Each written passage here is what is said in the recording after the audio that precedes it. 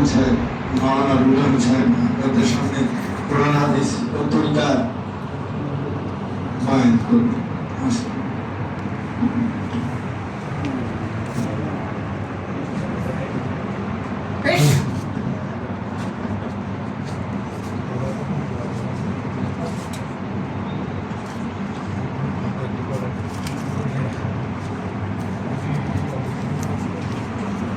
السلام عليكم ورحمة الله. الحمد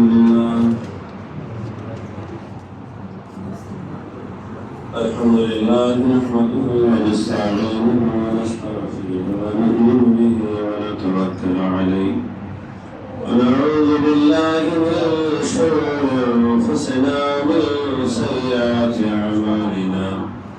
من يهده الله فلا مضل له ومن يضلله فلا هادي له. ونشهد أن لا إله إلا الله وحده لا شريك له. ونشهد أن سيدنا محمدا عبده ورسوله الذي أرسله بالحق بشيرا ونذيرا وداعيا إلى الله بإذنه وسراجا منيرا. وقد قال الله تبارك وتعالى في شأن حبيب الله صلى الله عليه وسلم: إن الله وملائكته يصلون على النبي يا أيها الذين آمنوا صلوا عليه وسلموا تسليما.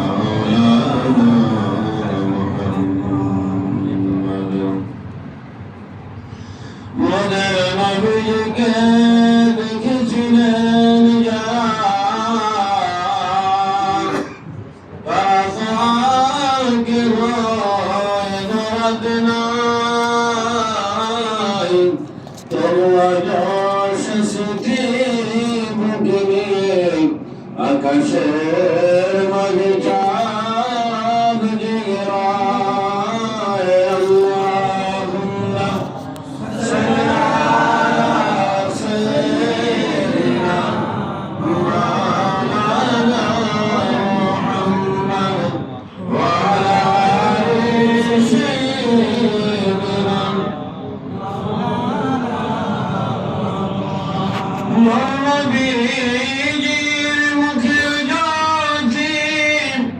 মাটির মতন চমক দেয় মুস্কি হাসি হাসরে পায় চাঁদের আলো হার মালায় আল্লাহুম্মা সাল্লি আলা সাইয়্যিদিনা মাওলানা মুহাম্মদ ওয়া আলা আলি সাইয়্যিদিনা মাওলানা মুহাম্মদ। খোদার কাছে চাইয়ে মোরা, খোদার কাছে চাইয়ে মোরা নবীর মিলন আশা। খোদা গৌরব নবীর ভালোবাসা। আল্লাহুম্মা সাল্লি আলা সাইয়্যিদিনা মাওলানা মুহাম্মদ ওয়া আলা আলি সাইয়্যিদিনা মাওলানা মুহাম্মদ।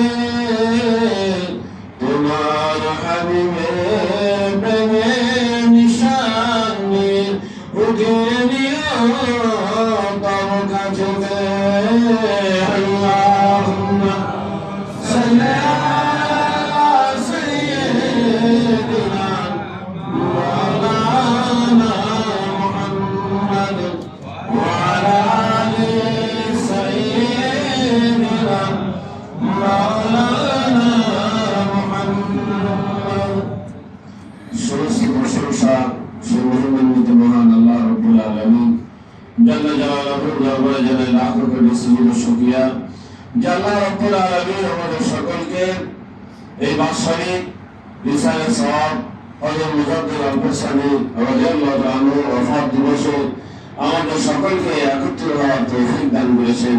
আমরা সকলে সুবহানাল্লাহি ওয়া বিহামদিহি ওয়া সুবহানাল্লাহিল আযীম। তারপর সমস্ত দরুদ ও সালাম সাইয়্যিদুল মুরসালিন ইমামুল মুত্তাকিন রাহমাতাল লিল আলামিন হাবিবুল্লাহ সাল্লাল্লাহু আলাইহি ওয়াসাল্লামের দরবারে জানাই অসংখ্য দরুদ ও সালাম। যে রাসূল পাক সাল্লাল্লাহু আলাইহি ওয়াসাল্লামের বরকতে আল্লাহ রাব্বুল আলামিন तमाम পৃথিবীতে ঈমানি রোশনীকে কোরআনের নূরকে আল্লাহ ছড়িয়ে দিয়েছেন। আমরা শুকর বলি আলহামদুলিল্লাহ, সুবহানাল্লাহ, আল্লাহু আকবার। মুআজ্জাজ মুকাররম মাশায়েখ আযম খুসুসান উপস্থিত সম্মানিত আমাদের প্রাণপ্রিয় মুর্শিদওয়ালা, আমাদের মাথার তাজ মানের পুতুলি, আমাদের প্রাণপ্রিয় মুর্শিদওয়ালা উপস্থিত ওলামা হযরত ও ফাজে কেরাম ও সম্মানিত পীর ভাই, পদ্মানন্তরের পীর ভাইরা, আমরা সকলেই জানি আজকে এই যে জলসা, এই জলসা হযরত মুজাদ্দিদ আল-বুসারি শেখ আহমদ ফারুকী সিহিন্দ রাদিয়াল্লাহু আনহু ওয়াফাত দিবস উপলক্ষে, এবং এই দিবসের গুরুত্ব এবং মাহাত্ম্য কতটা এটা আমাদেরকে একটু বুঝতে হবে। কোরআন হাদিস আমরা আলহামদুলিল্লাহ শুনেছি, সুন্দর বা আমরা শুনছি আলহামদুলিল্লাহ। আল্লাহ রাব্বুল আলামিন কোরআন মাজিদের ভিতরে বলেছেন, বিসমিল্লাহির রহমানির রহিম, ইয়া আইয়ুহাল্লাযীনা আমানু আতিউল্লাহ ওয়া আতিউর রাসূল ওয়া উলিল আমরি মিনকুম। তোমরা আল্লাহর অনুসরণ করো, রাসূল আর নবী পাক সাল্লাল্লাহু আলাইহি ওয়াসাল্লাম অনুসরণ করো, যারা উলিল আমর তাদের অনুসরণ করো। সুবহানাল্লাহ। তাহলে কি হবে? আমাদের নাজাত হবে। কি হবে? আমাদের নাজাত হবে।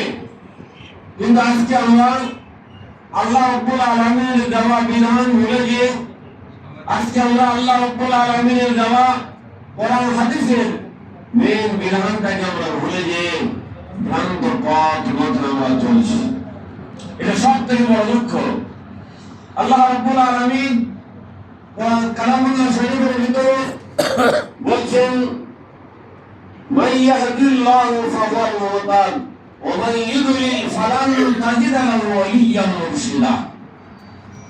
আমি আল্লাহ যাকে হেদায়েত দান করি সে হেদায়েত পায়, আমি আল্লাহ যাকে গোমরাহ করি তার জীবনে সে কোনদিন আল্লাহর এমন বন্ধু পাবে না যে তাকে পথ দেখিয়ে আল্লাহ তার রাসূল পর্যন্ত নিয়ে যাবেন। তাহলে কোন একজন আল্লাহর ওলি পাওয়া এটা জীবনের সবথেকে বড় আল্লাহর তরফ থেকে দেওয়া রহমত। সুবহানাল্লাহ।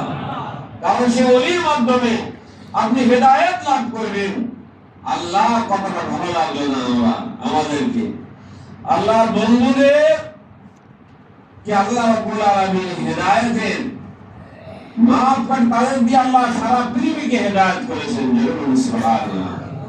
দেখুন আপনি তাকে সারা পৃথিবী দেখেন, যিনি জিহাদ করেছেন তো খাজা মঈনুদ্দিন চিশতি রহমাতুল্লাহ, কার বিরুদ্ধে? রাজার বিরুদ্ধে জিহাদ করে বলে উঠেছেন মুরতাদি।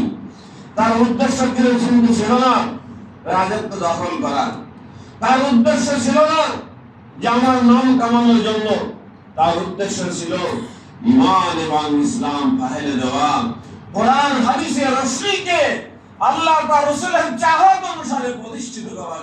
সুবহানাল্লাহ।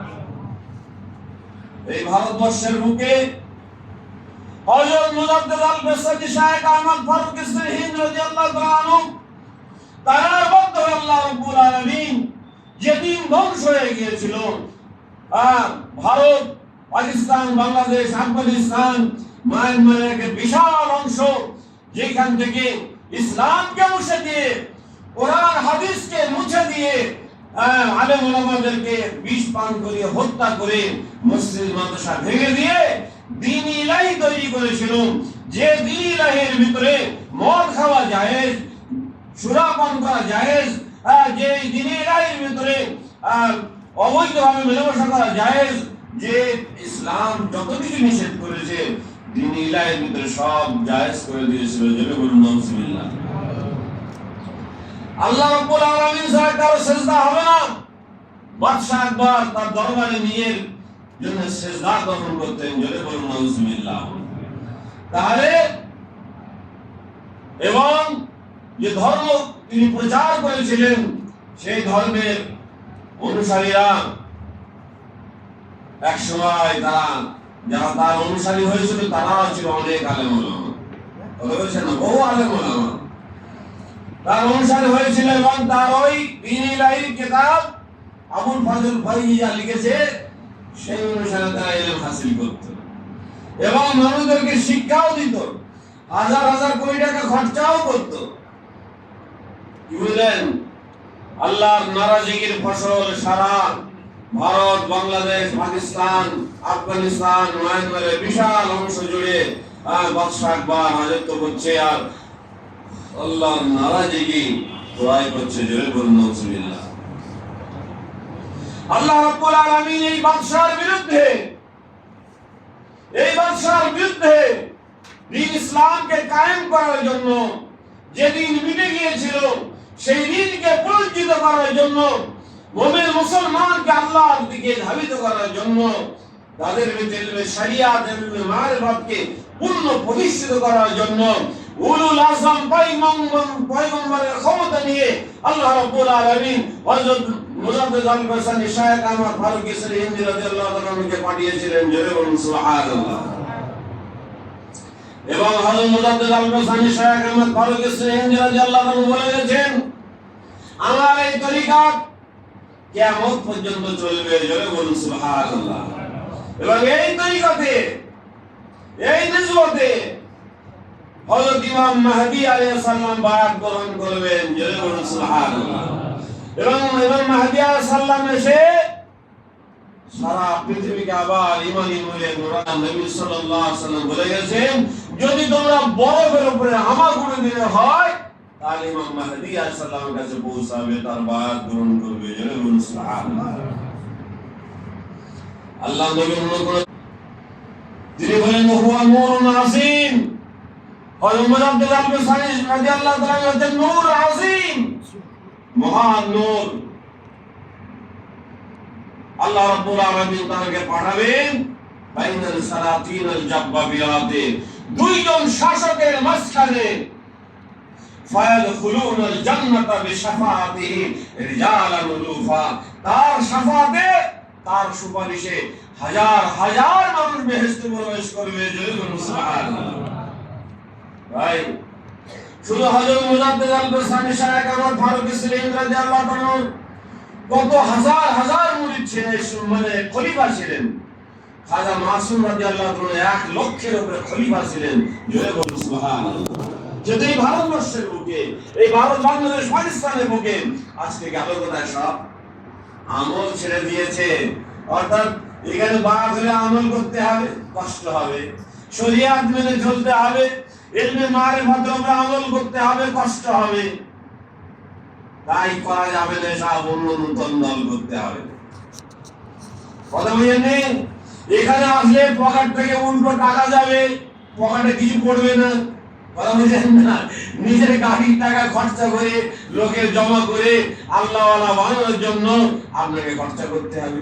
ভারী চালান এখানে ইনকাম হয় না, পকেট থেকে টাকা যায়, আবার অনেক মেহনত করতে হবে, আবার যেখানে সেখানে খেতে পারবো না। কথা বলছেন না? তাহলে এই আমল করবে না করাবে? এখানে তো দুনিয়াদারি কিছু নেই। ভাই আমার, জেনে রাখবেন, আল্লাহর কোরআন বলছেন, বিসমিল্লাহির রহমানির রহিম, মান আমিলা সালিহান ফালিনাফসি, যে নেক আমল করবে ওই নেক আমল তার জন্যই থাকবে। ওয়া মান আসাফা আলাইহা তুমি যদি নেক আমল থেকে সরে যাও, নোংরা আমল করো, তাহলে নোংরা আমল তোমার উপরেই পড়বে। আমার রব্বুকা বিযাল্লামিল লিল আবিদ, আমার আল্লাহ কারোর প্রতি জুলুম করেন না। আল্লাহ রাব্বুল আলামিন বলছেন, মান আমিলা সালিহাম মিন যাকারিন আও উনসা ওয়া মুমিনুন, যে ব্যক্তি হোক না কেন, পুরুষ হোক এবং নারী হোক, আল্লাহ তার রাসূলের হুকুম মতো আমল করবে, ওহুয়া মুমিনুন, সে ঈমানদার হয়ে যাবে। ফাউলাইকা ইয়াদখুলুনাল জান্নাতা ওয়া লা ইউযলামুনা নাকিরা, তারা জান্নাতে প্রবেশ করবে, তাদের পরে এতটুকু জুলুম করা হবে না। জোরে বলুন সুবহানাল্লাহ। ভাই, আজকে আমরা বলতে পারি যে কোন দল সঠিকের উপর আছে? যে দলের মানুষেরা আমল করে, যে দলের মানুষেরা আমল করে আর এইখান থেকে যারা মারা গেছে, তারা আল্লাহর শান্তির সাগরে প্রবেশ করেছে, আল্লাহ তাদেরকে তার রহমত এবং মাগফিরাতে কবুল করেছে। যারা বলুন সুবহানাল্লাহ। এই জন্য আল্লাহ নবী সাল্লাল্লাহু আলাইহি ওয়াসাল্লাম বলেছেন, ফায়াদখুলুনাল জান্নাতা বিশাফাতিহি রিজালান ওয়া তার শাফাতে হাজার হাজার মানুষ বেহেশতে যাবে। আজও আমি এটা বিশ্বাস করি, আপনারা বিশ্বাস করেন। আল্লাহ পাকের নবী বলেছেন, আল্লাহ বলেছেন, সাবাকাত রাহমাতি আলা নবী, আমার গজবকে আমার রহমত অতিক্রম করে গেছে। জোরে বলুন সুবহানাল্লাহ। তাহলে যদি সারা বাংলাদেশের মানুষ, সারা ভারতবর্ষ, পাকিস্তানের মানুষ সবাই যদি তওবা করে, সারা পৃথিবীর মানুষ তওবা করে যদি হযরত মুজাদ্দিদ আল-বাইসানি রাদিয়াল্লাহু তাআলা এই তরিকা গ্রহণ করে, অবশ্যই অবশ্যই তারা এই আমল করে আল্লাহর জান্নাতে প্রবেশ করবে। জোরে বলুন সুবহানাল্লাহ। এবার ঠিক না বল? আমি অনেক বাস্তব উদাহরণ আপনাদের এই বাংলাদেশে আছে, আমি নাম বলতেছি না, আপনাদের চোখ, জ্ঞান, বিবেক, বুদ্ধি থাকে, সব খুঁজে পাবেন। কিন্তু জেনে রেখে দেন যে আল্লাহ নবী সাল্লাল্লাহু আলাইহি ওয়াসাল্লাম বায়াত করিয়েছে, করেননি? বলেন, করিয়েছে কি করেনি? সাহাবারা বায়াত করিয়েছে কি করেনি? করেননি? করিয়েছেন। সাহাবারা বায়াত করিয়েছেন, আল্লাহ নবী বায়াত করালেন, তাবাতুল আইন মুস্তাহিদিনগণ বায়াত করিয়েছেন, চারজন মাশায়েখ বায়াত করিয়েছেন, বসবাত রহমাতুল্লাহ আলাইহি, গরিব নওয়াজ খাজা মুঈন চিশতি রহমাতুল্লাহ, বাহাউদ্দিন নকশবন্দি রহমাতুল্লাহ আলাইহি, মুজাদ্দিদ আল-বাইসানি রহমাতুল্লাহ আলাইহি রাদিয়াল্লাহু তাআলা, যাদেরকে আল্লাহ নবী খোদ প্রেরণ করেছেন, তারা বায়াত করিয়েছেন। আবার আল্লাহ নবী বলে গেছেন, ইমাম মেহেদী আস-সালাম আসবেন, তার হাতে তোমরা বায়াত হবে। চারজন ইমাম, হযরত ইমামে আযম আবু হানিফা রাহমাতুল্লাহ আলাইহি, ইমাম মালিক রাহমাতুল্লাহ আলাইহি, শাফি রাহমাতুল্লাহ, আহমদ বিন হাম্বল রাহমাতুল্লাহ বায়াত হলেন। সকলে বায়াতের মাধ্যমে ইমান ইসলাম প্রতিষ্ঠিত হলো। আজকে বলছে বায়াতের দরকার নাই, বায়াতের কোনো প্রয়োজন নাই। ভাই, আপনি অন্য খণ্ডদের দেখে ভালো ওলিদের বিচার করা যাবে না। যাবে কি? যাবে? অতএব যেখানে টাকার খেলা চলছে, ল্যাংটামো খেলা চলছে, নোংরামো খেলা চলছে, তাদেরকে দেখে আপনি ভালো ওলি আল্লাহদের বিচার করুন, হবে? হ্যাঁ, আপনি কোন নামাজি গুনাহ করছে, তাকে দেখে আপনি নামাজ পড়বেন না? নামাজটাকে সুন্দর করবেন, তাই বলেন? কোন রোজাদার যদি অন্যায় করে, তাকে দেখি কি আপনি রোজা ছেড়ে দেবেন না? আরো ভালো করে রোজা করবেন। কোনটা? দেখেন, একটা জিনিস বুঝতে হবে আপনাকে আমাকে, যে কোন খারাপ মানুষ ওলি হতে পারে না। পারে কি? যাদের নামে আমরা এই শব্দটা লাগাচ্ছি, আদৌ কি তারা লায়েক? ওলি মানে বন্ধু, আল্লাহর বন্ধু, তাই না? আল্লাহর কোরআন বলেছেন, আলা ইন্না আউলিয়াল্লাহি লা খাউফুন আলাইহিম ওয়া লা হুম ইয়াহজানুন, সাবধান, আল্লাহর বন্ধু যারা, তাদের দুনিয়ায় এবং আখিরাতে কোনো ভয় নাই। তবে হ্যাঁ, একটা সমস্যা হচ্ছে, যে সমস্যার কারণে আপনাদের আমাদের সারা পৃথিবী জুড়ে এখন সাধারণ মানুষ, আলেম ওলামা, তাদের মধ্যে সব কি হয়েছে? সব গন্ডগোল ঢুকেছে। আমি আপনাদের একটা হাদিস আমি আপনাদেরকে শোনাবো। আল্লাহ নবী সাল্লাল্লাহু আলাইহি ওয়াসাল্লাম বলছেন, যদি এই পৃথিবীর সমস্ত আলেম ওলামা আল্লাহ যাদেরকে পাঠিয়েছেন দ্বীনের তাকাত দিয়ে, তারা যদি ভালো হতো, তারা যদি তাদের ইলমকে ভালো পাত্রে রাখতো, তাহলে এই পৃথিবীর নিজাম আল্লাহ তাদের হাতেই তুলে দিতেন। জোরে বলুন সুবহানাল্লাহ। হ্যাঁ, আলেম ওলামাদের জন্যই কিন্তু সমস্ত গন্ডগোল। ইবনে মাসউদ রাদিয়াল্লাহু তাআলা, আব্দুল্লাহ ইবনে মাসউদ রাদিয়াল্লাহু বর্ণিত, তিনি বলেন, আলেম ওলামাগণ যদি ইলমের হেফাজত করত, আলেম ওলামাগণ যদি ইলমের হেফাজত করত এবং তার উপযুক্ত পাত্রে দান করত, তবে তারা নিজ নিজ যুগের নেতৃত্ব পদে বলিত হতো। জোরে বলুন সুবহানাল্লাহ। হ্যাঁ, হাদিসটা হচ্ছে ইবনে মাজাহ শরীফের হাদিস, সিয়াসাতের মধ্যে এসেছে ইবনে মাজাহ শরীফের হাদিস। হ্যাঁ, আব্দুল্লাহ ইবনে মাসউদ রাদিয়াল্লাহু বলছেন, যদি আলেমরা ইলমের হেফাজত করত, ইলমের হেফাজত করা মানে কি? আমল করতে হবে, মানুষের আমলের দিকে রাখতে হবে, মানুষকে গুনাহমুক্ত জীবন তৈরি করার দিকে রাখতে হবে, মানুষকে হালাল খানার দিকে রাখতে হবে, আমলের দিকে রাখতে হবে, নিজে করে অপরকে করে দেখাতে হবে, আমল করে দেখাতে হবে তুমি আমার মতো আমল করো। হ্যাঁ, এবং সেই আমল মানুষকে দেখানোর জন্য নয়, শুধু আল্লাহ রাসূলের সন্তুষ্টির জন্য। কি বলেছেন? তাহলে আল্লাহ নবী কি বলছেন? এই আব্দুল্লাহ ইবনে মাসউদ রাদিয়াল্লাহু আনহু কি বলছেন? তিনি বলছেন যে আলেম ওলামাগণ যদি ইলমের হেফাজত করত এবং তা উপযুক্ত পাত্রে রাখত, তবে তারা নিজ নিজ যুগে নেতৃত্ব পদে বহিত হতো, বলে আল্লাহ তাদের নেতৃত্ব দান করতেন। কিন্তু তারা এই ইলম দুনিয়াদার লোকদের দান করেছে যাতে তাদের পার্থিব স্বার্থে ভাগ বসাতে পারে, যাতে তাদের পার্থিব স্বার্থে ভাগ বসাতে পারে। মানে এমন এমন জায়গায় দিয়েছে সেখানে মাল কামাই হবে, কারো মাল কামাই হবে, টাকা পয়সা কামাই হবে। বুঝতে পেরেছেন? এই জন্য বলছে, ফলে এ ধরনের আলেমদের দুনিয়াদার লোকদের দৃষ্টিতে মর্যাদাহীন হয়ে পড়েছে। যদি শুধু টাকা কামানোর উদ্দেশ্যে যদি ইলম শিক্ষা করে, তাহলে মর্যাদাহীন হয়ে যাবে মানুষের কাছে। আমি তোমাদের নবী সাল্লাল্লাহু আলাইহি সাল্লামকে বলতে শুনেছি, কি বলছেন? আব্দুল্লাহ ইবনে মাসউদ রাদিয়াল্লাহু বলছেন, আমি তোমাদের নবী হযরত মুহাম্মদ সাল্লাল্লাহু আলাইহি সাল্লামকে বলতে শুনেছি, যে ব্যক্তি তার সকল চিন্তা ভাবনা একমাত্র আখিরাতের চিন্তা বানিয়ে নেয়, যে ব্যক্তি তার সকল চিন্তা ভাবনা একমাত্র আখিরাতের চিন্তা ভাবনা বানিয়ে নেয়, তার পার্থিব চিন্তা ভাবনার জন্য আল্লাহই যথেষ্ট হয়। জোরে বলুন সুবহানাল্লাহ। বুঝেছেন?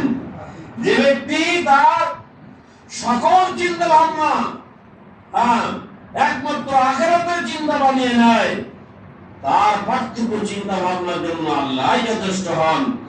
আর পার্থিব অবস্থা পরিস্থিতি যার সকল চিন্তা ভাবনার মূল, অর্থাৎ যার সারাদিন চিন্তা ভাবনা এর উপার্জন করেছি ও করে সব পয়সা গাও, কি করবো? পয়সা গাও, মুক্তি হবো, মানুষের মন যাই করে পয়সা দেবো, বই কামাবো, লিখবো, কোরআনে শরীকে কামাবো, উদ্দেশ্য হচ্ছে কামানোর, উদ্দেশ্য কি? কামানো। যার সকল চিন্তা ভাবনা পরিস্থিতি দুনিয়া কামানোর জন্য হয়, তার মূল, তার ব্যাপারে আল্লাহ তাআলা কোনো ভ্রুক্ষেপ করেন না। সে দুনিয়ার কোন প্রান্তে পরিচিত হয়ে ধ্বংস হয়েছে, দুনিয়ার কোন প্রান্তের পরে ধ্বংস হয়েছে, তার দিকে আল্লাহ কোনো ভ্রুক্ষেপ করেন না।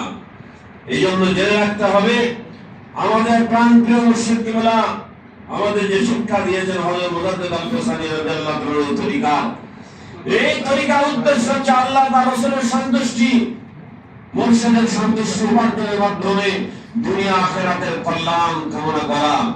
তাহলে আমরা বুঝতে পারলাম আল্লাহ নবী বায়াত করেছেন, সাহাবা তাবিঈন আইমে মুস্তাহিদরা বায়াত করেছেন, চার মাযহাবের চারজন ইমাম তারা বায়াত হয়েছেন, আমল করেছেন। আর যাদের নিয়ে আমরা সবসময় দোয়া করি, চারজন যে মুজাদ্দিদ আছেন তারা বায়াত করেছেন, এবং মেহেদী সাল্লাল্লাহু আলাইহি ওয়াসাল্লাম তিনিও বায়াত করাবেন। জোরে বলুন সুবহানাল্লাহ। তাহলে সব বায়াতের উপর প্রতিষ্ঠিত, এবং সেই বায়াতের মাধ্যমে আল্লাহর সন্তুষ্টি উপার্জন। আর ফজিলাতের হাদিসগুলো এমন ভাবে ব্যবহার করছে ওলামারা, সেই আমি একটা হাদিস আপনাদের সামনে তুলে ধরবো, সেই ফজিলাতের হাদিসটা এমন ভাবে তুলে ধরছে যে মনে হচ্ছে তাই তো তাহলে আমি জান্নাতে চলে যাব। এবং একটা আমি বলছি নবী সাল্লাল্লাহু আলাইহি ওয়াসাল্লাম قال من داوم على الصلاة الخمسة مع الجماعة آتاه الله خمس خصال। হাদিস পাকে হচ্ছে আল্লাহ নবী সাল্লাল্লাহু আলাইহি ওয়াসাল্লাম বলেছেন যদি কেউ জামাতের সাথে নামাজ আদায় করে আল্লাহ তাকে 5টা গুণ দান করবেন। আউয়ালুহা ইরফাউ আনহু মাঈশা, প্রথমটা হলো দুনিয়ার রুজি-রুটির কষ্ট আল্লাহ তুলে দেবেন। ওয়া ইরফাউ আনহু আযাবাল কবর, তার কবরে কোনো আযাব হবে না। ওয়া ইউতা কিতাবাহু বিয়ামিনিহি, তার ডান হাতে আমল দেওয়া হবে। ওয়া ইয়ামুরু আলা সিরাতি কাল বারকিল খাবিব, আর পুলসিরাতের উপর দিয়ে বিদ্যুৎ বেগে পার হয়ে যাবে। ইয়াদখুলুনাল জান্নাতা বিগাইরি হিসাব, বিনা হিসাবে আল্লাহ জান্নাতে প্রবেশ করবে। এই জোরে বলুন সুবহানাল্লাহ, জোরে বলুন সুবহানাল্লাহ। এতবার সুবহানাল্লাহ বলে দিল, কিন্তু সে মুমিন কি মুমিন না, তার মধ্যে ঈমান প্রবেশ করেছে কি ঈমান প্রবেশ করেনি এ দেখলো না। তারা বলেছেন তার ঈমানের জন্মই হয়নি, ফজিলত লাগিয়ে দিল। এই হাদিসটা কার জন্য? যে বায়াত হয়ে আমল করে ঈমানের জন্ম যার জন্য, যার ভিতরে হয়েছে তার জন্য এই হাদিস। জোরে বলুন সুবহানাল্লাহ। ও সবার উপর জড়িয়ে দিল। লগের মানুষ মনে তাই তো নামাজ পড়লে আমার কি হবে? আরে নামাজ তো মুমিন পড়বে না, গায়ের মুমিন পড়বে। বলুন ঈমান কাকে বলে? তুমি রাসূলের ধাসে বায়াতই হলে না, তোমার কলবটা আল্লাহর জিকিরে জারি করলে না। আল্লাহ বলছেন ইন্নামাল মুমিনুনা আল্লাযীনা ইযা যুকিরাল্লাহু ওয়াজিলাত কুলুবুহুম, নিশ্চয়ই মুমিন সেই ব্যক্তি যখন সে জিকির করে তার দ্বারা তার কলব প্রকম্পিত হয়। জোরে বলুন সুবহানাল্লাহ। তাহলে তোমার কলবে কোনো জিকিরের সাড়া নেই, তুমি ঈমানদার হয়ে গেলে? আল্লাহ নিজে বলছেন মুমিন সেই ব্যক্তি যে যখন সে জিকির করে তার কলবে আল্লাহর জিকিরে প্রকম্পিত হয়। আরে আপনার জিকিরে কলবে জারি হবে ইনশাআল্লাহ তাআলা। হযরত মুজাদ্দিদ আল-হুসাইনি শায়খ আহমদ ফারুকী সিরিন রাদিয়াল্লাহু তাআলা এমন বড় ছিলেন, তিনি বলতেন যে আমার এমন হাল উপস্থিত হয়, আমি যদি শুকনো কাঠের বলতাম যদি সেখানে কচি পাতা ছেড়ে আল্লাহর জিকির শুরু করে দেবে। বলে বলুন সুবহানাল্লাহ। এই মহান ওলি যদি আল্লাহ এমন ক্ষমতা দিয়ে থাকেন, তাহলে আমাদের নবী সাইয়্যিদুল মুরসালিন রাহমাতাল লিল আলামিন হাবিবুল্লাহ যদি কারোর দিকে নেক নজর দিতেন তার শরীরে জিকির জারি হবে না? হবে না? শুধু হবে তাই না, তিনি আল্লাহ নবী কারোর দিকে নেক নজর দিতেন সে বিলাতের দরজা পেরিয়ে যেতেন। জোরে বলুন সুবহানাল্লাহ। এই জন্য আল্লাহ নবী বলেছেন সাহাবী কান নুজুম, আমার প্রত্যেকটা সাহাবা হচ্ছেন তারকা। জোরে বলুন সুবহানাল্লাহ। ইক্তেদাইতুম, তুমি ইক্তেদা করলে হেদায়েত পাবে। আজকে তোমরা আল্লাহ নবীর কথাগুলো বুঝলে না, হযরত মুজাদ্দিদ আল-বুসারি রাদিয়াল্লাহু তাআলা ইতিহাসটা পড়লে না, তাকে জানলে না। তুমি বাংলাদেশের মানুষ, তুমি ভারতের মানুষ, পাকিস্তানের মানুষ, তুমি মুসলমান কি করে মুসলমান হবে? হতে পারবে না। এই জন্য প্রকৃত মুসলমান হওয়ার জন্য আমার বাসায় আমার একটা সন্তান হয়েছে, আমি গরিব মানুষ, আমার আব্বা মারা গেছে 2014 সালে, কিন্তু আমি খানা খাতে পারছি না, ঘুমাই না, মাথা টেনশনে অনেক টেনশন আছে। আর জন্য আমার বাচ্চাদের জন্য দোয়া করবেন, আর যদি কেউ 10 টাকা দিচ্ছেন আমার দেবেন, আমি একটু অসুস্থ মানুষ। সেই জন্য আমাদেরকে বুঝতে হবে যে আজকে হযরত মুজাদ্দিদ আল-বুসারি শায়খ আহমদ ফারুকী সিরিন রাদিয়াল্লাহু তাআলা এই তরিকাতে আসার পরে কি কি গুণ অর্জিত হয় বলে বলছেন না, সবথেকে বড় গুণ আপনি বাদ হয়ে আমল করবেন, আপনার আমার মৃত কলবটা আল্লাহর জিকিরে জারি হবে। জোরে বলুন সুবহানাল্লাহ। আল্লাহর জিকিরে কি হবে? জারি হবে। যার মুখটা নুরান্বিত ছিল না, দেখবেন তার মুখে আল্লাহর দেওয়া নূর আসবে। জোরে বলুন সুবহানাল্লাহ। ভাই এই জন্য বলছি আল্লাহ নবী সাল্লাল্লাহু আলাইহি ওয়াসাল্লাম আবু সাঈদ খুদরি রাদিয়াল্লাহু তাআলা একটা হাদিস আছে, যে হাদিসে আবু সাঈদ খুদরি রাদিয়াল্লাহু তাআলা বলছেন, একজন ব্যক্তি আসলেন আল্লাহ নবীর কাছে। কার কাছে? আল্লাহ নবীর কাছে এসে বলছেন, ইয়া রাসূলুল্লাহ, ইয়া হাবিবাল্লাহ, আমাকে কিছু ওয়াজ করুন। তো আল্লাহ নবী সাল্লাল্লাহু আলাইহি ওয়াসাল্লাম ওয়াজ করলেন যে তুমি কিভাবে শয়তানের উপরে গালি হবে। কার উপরে? বলুন না, কার উপরে? শয়তানের উপরে গালি হবে। আমাদের দেখুন, আমাদের প্রকাশ শত্রুকে শয়তান। শয়তান যদি আপনার সাথে শত্রুতা না করে তাহলে সেটা বন্ধ হয়ে গেছে, তাই না? খারাপই আসবে না, আসবে না।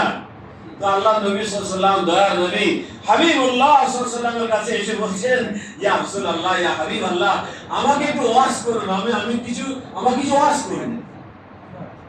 তো হাবিবুল্লাহ কি তাকে উপদেশ দেবেন? বলে, ঠিক আছে, আমি তোমাকে উপদেশ দেবো, তুমি কিভাবে শয়তানের উপরে গালি হবে। জোরে বলুন সুবহানাল্লাহ। 5টা কাজ করলে, কটা? 5টা কাজ করে আল্লাহ নবী এই হাদিসে 5টা উপদেশ দিয়েছেন। এই 5টা উপদেশ যদি তোমরা মানো তাহলে শয়তানের উপরে গালি হতে পারবে। কিভাবে? فقال يا رسول الله اوصيني قال عليك بتقوى الله فانها جماع الخير। আল্লাহ নবী প্রথম উপদেশ দিলেন যে, হে আমার অনুগত সাহাবা, আমি তোমাকে উপদেশ দিচ্ছি, তুমি খোদাভীতি অবলম্বন করো। নিশ্চয় খোদাভীতি হলো সমস্ত নেক আমলের উৎস। জোরে বলুন সুবহানাল্লাহ। কত সুন্দর উপদেশ। শয়তানের উপরে গালি হবে, তার প্রথমটা হচ্ছে তুমি খোদাভীতি অবলম্বন করো। এই খোদাভীতি তোমাকে শয়তানের উপরে গালিব করাবে, আর এই খোদাভীতি হচ্ছে সমস্ত নেক আমলের উৎস। জোরে বলুন সুবহানাল্লাহ। আচ্ছা, ভালো করে মনে চিন্তা করে দেখুন, যদি আমার ভিতরে খোদার ভয় থাকে, আল্লাহর ভয় যদি থাকে, অবশ্যই আমি গুনার কাছ থেকে মুক্ত থাকবো না? থাকবো না? বলুন, মুক্ত থাকবো না? অবশ্যই মুক্ত থাকবো, ইনশাআল্লাহ মুক্ত থাকবো। আর যদি খোদার ভয় না থাকে, সত্য করবো। তাই প্রথম হলো খোদাভীতি অবলম্বন করো। এই খোদাভীতি হচ্ছে সমস্ত নেক আমলের উৎস, আল্লাহ নবী সাল্লাল্লাহু আলাইহি ওয়াসাল্লাম বললেন। তারপরে বললেন, আলাইকা বিল জিহাদ ফাইন্নাহু রাহবানিয়াতুল মুসলিমিন। আর আমি বলে দিচ্ছি, তুমি জিহাদ করো। কি করো? ভালো করে বলেন, কি করো? ফাইন্নাহা রাহবানিয়াতুল মুসলিমিন। এই জিহাদ হলো মুসলমানদের বৈরাগ্যবাদ। জোরে বলুন সুবহানাল্লাহ। মুসলমানদের বৈরাগ্যবাদ কি? জিহাদ। এই জিহাদের আমরা অপব্যাখ্যা করি। জিহাদ তো প্রথমে আপনাকে জিহাদ আকবার করতে হবে, আপনার বিরুদ্ধে জিহাদ করতে হবে, তাই না? আপনার বিরুদ্ধে আপনাকে জিহাদ করতে হবে, এটা জিহাদ আকবার। শত্রুর বিরুদ্ধে কতক্ষণ জিহাদ হয়? 1 ঘন্টা, 2 ঘন্টা, 5 ঘন্টা, 10 ঘন্টা, 1 মাস, 2 মাস। আর আপনার নফসের বিরুদ্ধে জিহাদ করতে হবে মৃত্যুর আগ পর্যন্ত। জোরে বলুন সুবহানাল্লাহ। কি বললেন? মৃত্যুর আগ পর্যন্ত। আর এখন একদল মানুষ মনে করে যে জিহাদ করে আমরা সব জয়লাভ করব। আর আল্লাহ বলছেন, না, এই পৃথিবীর রাজত্ব দেওয়ার মালিক আমি আল্লাহ। আমার আনুগত্য যারা করবে, আমি আল্লাহ তাদের রাজত্ব দান করবো। জোরে বলুন সুবহানাল্লাহ। আমি আল্লাহ তাদের কি করবো? রাজত্ব দান করবো। তো আলাইকা বিল জিহাদ। এই জিহাদের এত অপব্যাখ্যা হয়। আপনি সারাদিন কাজ করে আসছেন, আমাদের প্রাণপ্রিয় মুর্শিদুল্লাহ বলেন, বা দেখেছি কাজে আমাদের বর্তমান মুর্শিদুল্লাহ, যে যত কষ্ট হোক না কেন আপনি এসে জিকিরটা করবেন। কি করবেন? বলেন, সারাদিন খাটাখাটি করে এসে আপনি ক্লান্ত শ্রান্ত, এই অবস্থায় আপনার নফসকে বসিয়ে রেখে জোর করে আপনি আল্লাহর প্রেম করছেন, আল্লাহর জিকির করছেন। জিহাদ নয়? এটা বড় জিহাদ। আল্লাহ পাক নিজে কোরআন পাকে বলেছে, ওয়ালিমান খাফা মাকাম রাব্বিহি ওয়া নাহা নাফসা আনিল হাওয়া। যে ব্যক্তি আল্লাহর স্থানকে ভয় করে, আরে আমি আল্লাহর জিকির করা আমার উপরে ফরজ, আমার আল্লাহ জিকির করা হয়নি, এই ফরজ আমল আপনি আদায় করবেন, নিজেকে কষ্ট দিয়ে জিহাদ নয়। ফাইনাল জান্নাতা হিয়াল মাওয়া, আল্লাহ বলছেন তার ঠিকানা হলো বেহেশত। জোরে বলুন সুবহানাল্লাহ। এই জিহাদ যে ফরজ, সেই ফরজিয়াতের জিহাদের মধ্যে অবশ্যই লড়াইয়ের ময়দানে গিয়ে জিহাদ করা হয় এক ধরনের জিহাদ, কিন্তু আল্লাহ নবী সাল্লাল্লাহু আলাইহি সাল্লাম বলেছেন এই লড়াই হবে কলেমাকে উঁচু করার জন্য, তবে সে শহীদ হবে। কিসের জন্য? কলেমাকে উঁচু করার জন্য। অথচ এই জিহাদ সম্পর্কে আরো আল্লাহ নবী সাল্লাল্লাহু আলাইহি সাল্লাম বলেছেন যদি কোনো ব্যক্তি জিহাদের ময়দানে গিয়ে তরবারি ভেঙে ফেলে রক্তপ্লুত হয়, তারপরেও কানা যাকিরুল্লাহ আফজালুন, তারপরেও আল্লাহ বলছেন আমি বলছি তাদের চাইতো জাকিরিন যারা আল্লাহর জিকির করে, নিজের নফসের বিরুদ্ধে লড়াই করে, এই জাকিরিন হচ্ছে আল্লাহর দরবারে শ্রেষ্ঠ মুজাহিদ। জয় বলুন সুবহানাল্লাহ। ভাই আমাদের বুঝাবুঝি ভুল হলে কিন্তু মুশকিল। এই জন্য আল্লাহ নবী সাল্লাল্লাহু আলাইহি ওয়াসাল্লাম আলাইকা বিল জিহাদ ফাইন্নাহু রাহবানিয়াতুল মুসলিমিন, এই জিহাদ হলো মুসলমানদের বৈরাগ্যবাদ। তুমি নিজে তৈরি হলে না, তোমার নিজের কলবে থেকে জারি হলো না, তুমি ইমানের আত্মা দরজায় এলে না, অন্যকে জিহাদের মধ্যে লড়াই করে মরে গেলে তুমি শহীদ। তুমি শহীদ হলে, তুমি শহীদ না, কিচ্ছু না। তোমার উদ্দেশ্য হলো রাষ্ট্র কায়েম করা। আর আল্লাহ বলছে রাষ্ট্র আমি দেই, আমি দেই। কে দেয়? আল্লাহ বলছেন কুলিল্লাহুম্মা মালিকাল মুলকি তুতিল মুলকা মান তাশা ওয়া তানজিল মুলকা মিম্মান তাশা ওয়া তুইজ্জু মান তাশা ওয়া তুযিল্লু মান তাশা বিয়াদিকাল খায়র। আচ্ছা বলুন তো আল্লাহ নবী কি শুধু রাষ্ট্র কায়েম করার জন্য জিহাদ করেছিলেন, না ইসলামকে ছড়িয়ে দেওয়ার জন্য, আল্লাহর বিধানকে কায়েম করার জন্য? কোনটা? শুধু রাষ্ট্র কায়েম করার জন্য হলো তাই তো মক্কাকে কায়েম করে দিলেন, আর তো কোনো দরকার ছিল না। মোটা যুদ্ধ করতে গেলেন কেন বলুন? সারা পৃথিবীতে আল্লাহ নবী যে জিহাদ করেছিলেন, এই জিহাদের মূল উদ্দেশ্য ছিল আল্লাহর দ্বীনকে সারা পৃথিবীতে কায়েম করা, আল্লাহর জিহাদে আসগার এবং জিহাদে আকবার প্রতিষ্ঠিত করা, মানুষকে আল্লাহ ওয়ালা বানিয়ে আশিক বিল্লাহ করা। তাদের জন্য প্রত্যেকটা মানুষের প্রত্যেকটা আমলের উদ্দেশ্য হবে আল্লাহ আল্লাহ রাসূলের সন্তুষ্টি, আল্লাহ আল্লাহ রাসূল এবং নায়েব রাসূলের সন্তুষ্টি। জয় বলুন সুবহানাল্লাহ। ওই সেরা উদ্দেশ্য ফৌত হয়ে গেছে। আজকে আমাদের বড় দুঃখের কথা, যাদের কারণে আল্লাহ রাব্বুল আলামিন আসমান থেকে বৃষ্টি বর্ষণ করেন, যাদের কারণে বালা মুসিবত দাফা করেন, যে ওই আল্লাহদের কারণে আল্লাহ রাব্বুল আলামিন মানুষের রিজিক বন্টন করেন, তাদের বিরুদ্ধে সবার শত্রুতা। ঠিক কিনা বলুন? ইসলামের ভিতরে সবার শত্রুতা অন্য সব দলের আল্লাহর উদ্দেশ্য। দেখবেন, আমি যদি ভুল বলে নিয়ে দেখবেন, কিন্তু আল্লাহ পাক নিজে আল্লাহ বন্ধুদের সম্মান করেছেন। আবার বলেছেন মান আদালি আউলিয়া আল্লাহ ফাকাদ বারাযাল্লাহু বিল মুহারিবা, যারা আমার ওলির বিরুদ্ধে যারা বিরোধিতা করে, আমি আল্লাহ রাব্বুল আলামিন তাদের বিরুদ্ধে জিহাদ ঘোষণা করি। আল্লাহু আকবার। এছাড়া আল্লাহ রাব্বুল আলামিন আমাদের যদি আমি মনে করি যে এই জমানার জন্য হযরত মুজাদ্দিদ আল-বাসারি রাদিয়াল্লাহু তাআলা যে তরিকা দিয়েছেন, যে নিয়ামত, এই নিয়ামতে সকলের এই তরিকা গ্রহণ করা ফরজ, ফরজ, ফরজে আইন, ফরজে আইন, ফরজে আইন। কারণ এই তরিকার মাধ্যমে আপনি হেদায়েত পাবেন, আপনি নাজাত পাবেন, আপনি রাসূলের দিদার পাবেন, আপনি আল্লাহর কুরবাতে উঠতে পারবেন। দুনিয়া এবং আখিরাত আপনার মঙ্গলময় হবে, আপনার সন্তান আত্মীয়স্বজন মঙ্গলময় হবে। সবাই যদি আমরা আল্লাহর বন্ধু হয়ে যাই, আল্লাহর পথে হাঁটি, তো রাজত্ব থেকে আল্লাহ অন্যকে দেবে? বলুন না, অন্যকে দেবে? কিন্তু পার্সেন্টেজ করে দেখবেন, আজকে হযরত মুজাদ্দিদ আল-বাসারি রাদিয়াল্লাহু তাআলা আনহুর কোন তাহকিকিয়াত নেই, যার হাজার হাজার খলিফা ছিলেন। শুধু খাজা মাসুম রাদিয়াল্লাহু তাআলা 1 লাখের উপরে খলিফা ছিলেন। কল্পনা করে অন্যান্য খলিফাদের কত ছিলেন? যে ভারতবাসী সবাই তো আমল করতেন, তখন এই আমল থেকে সরে গেছে। আলেম ওলামারা আমল থেকে সরে গেছে, সাধারণ মানুষেরা আমল থেকে সরে গেছে।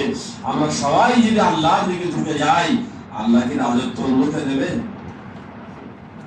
বলে অন্যকে দেবে? ইনশাআল্লাহ তা দেবে না।